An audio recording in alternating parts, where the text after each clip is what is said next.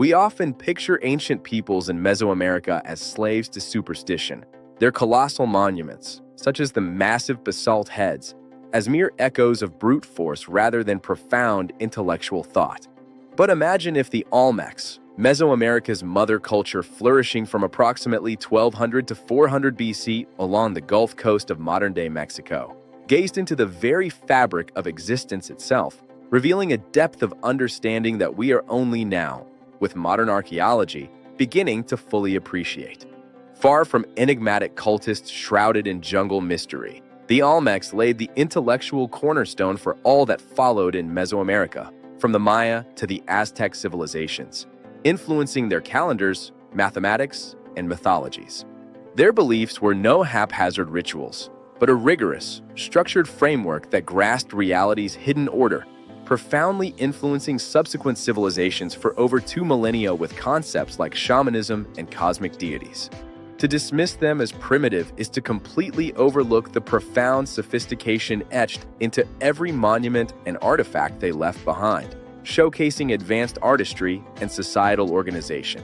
Long viewed as mere symbols of power or fertility, Olmec culture has been significantly underestimated in its complexity and intellectual depth, despite evidence of their foundational role. Yet recent archaeological revelations, from radiocarbon-dated sites and deciphered iconography to LiDAR technology uncovering hidden urban complexes, reveal a far more intricate and advanced society than previously thought. Their cities, like San Lorenzo and La Venta, were not haphazard settlements, but meticulously planned cosmograms, with layouts aligned to celestial events, reflecting a deep understanding of their physical and spiritual world. Towering basalt heads weighing up to 50 tons, intricate jaguar transformations symbolizing shamanic power, and feathered serpents carved in shimmering jade were not just art. They were deliberate codices encoding the universe's profound mysteries. These weren't simplistic icons. They embodied a sophisticated cosmic worldview where the earth, sky, and spiritual realm intertwined seamlessly, with deities like the were-jaguar and maize god bridging these layers. Monuments precisely aligned with solstices and equinoxes, urban layouts that mirrored celestial paths across the stars, and their art pulsing with profound metaphysical intent all demonstrate the Olmecs' advanced astronomical and mathematical knowledge. The Olmecs didn't just inhabit their world. They meticulously mapped its unseen architecture through sacred sites and rituals, creating a lasting blueprint for future Mesoamerican thought and cultural development. At the heart of their vision lay a profound truth. Reality itself was layered, not a singular veil, but a cosmos stratified into 3 distinct realms that governed all existence. This intricate understanding of the universe shaped every aspect of their culture, from daily life with advanced agriculture like maize cultivation and irrigation systems, to the grand scale of their monumental constructions and sacred ceremonies. In Part 2, we delve deeper into this 3-layered universe that defined their existence, exploring the heavens above, the earthly realm in the middle, and the underworld below in detail. And so, the Olmec world was not one, but 3 distinct realms. A universe neatly divided into the celestial realm of deities and ancestors above, a place of divine power and guidance. The earthly plane of human existence in the middle, where daily life and civilization unfolded, and the watery underworld, a mysterious place of origins, fertility, death, and endings below. This intricate cosmic structure was fundamental to their understanding of reality. This cosmic map was far from an abstract concept. It was the very blueprint for their entire civilization, dictating everything from their spiritual beliefs to their urban planning. The Olmecs meticulously integrated this 3-tiered worldview into the physical manifestation of their world. Their monumental pyramids, such as La Venta's Pyramid 1, were not merely tombs or ceremonial platforms, but were conceived as man-made mountains, sacred structures reaching majestically for the sky realm, connecting the human world to the heavens above. These massive earthworks symbolized a direct ascent to the divine. Conversely, sunken courts and ritual caches, often found deep within their ceremonial centers, provided symbolic and literal access to the watery underworld. These subterranean spaces were considered portals to the realm of origins, fertility, and transformation, where vital rituals were performed to commune with the spirits below. Indeed, entire Olmec cities were meticulously laid out as living cosmograms, their principal axes precisely aligned to sacred points and celestial phenomena. This deliberate arrangement mirrored the structure of the universe itself, ensuring that their communities existed in harmony with the cosmic order and divine principles. To navigate these profound cosmic layers, to bridge the gap between the human and the divine, required a special kind of power, a transformative ability embodied in the enigmatic figure of the Wer-Jaguar, a creature of immense spiritual significance. This iconic figure, half human and half predator, with its snarling mouth and distinctive cleft head, represents the shaman. The shaman was the spiritual traveler, capable of crossing the boundaries between worlds, drawing vital power from the earth and profound knowledge from the heavens, acting as an intermediary between realms. Even the famous colossal heads, those awe-inspiring basalt sculptures that have long captivated archaeologists and were once thought to be simple portraits of mighty kings, find their true, deeper meaning within this cosmic framework. They were far more than mere monuments to individual men. They were powerful cosmic anchors, strategically placed to ground their communities at the very center of the world. These colossal heads served as nexus points, stabilizing the delicate balance between the three realms and ensuring the well-being of the Olmec people. In the intricate Olmec mind, a ruler's power, the fertility of the land that sustained them, and the overarching order of the universe were all inextricably linked. These elements were not separate, but formed a continuous, interdependent system. To maintain this delicate balance and ensure prosperity, it was essential to understand the fundamental forces governing their world. This meant turning their gaze upward, to the great, predictable cycles of the cosmos, meticulously observing the movements of celestial bodies and the rhythms of nature. And they watched the sky with an intimacy we have long since lost, an intimacy forged through countless nights of direct observation. Without telescopes or digital models or any modern aids, the Olmecs charted the heavens, discerning profound order in the chaos of the star-studded night. Their instruments were simply the patient eye and the unyielding horizon, tools of precision honed by generations. This celestial knowledge was not abstract speculation. At sites like La Venta and San Lorenzo, entire ceremonial centers were oriented with breathtaking precision, aligning to the solstices, equinoxes, and other key astronomical events.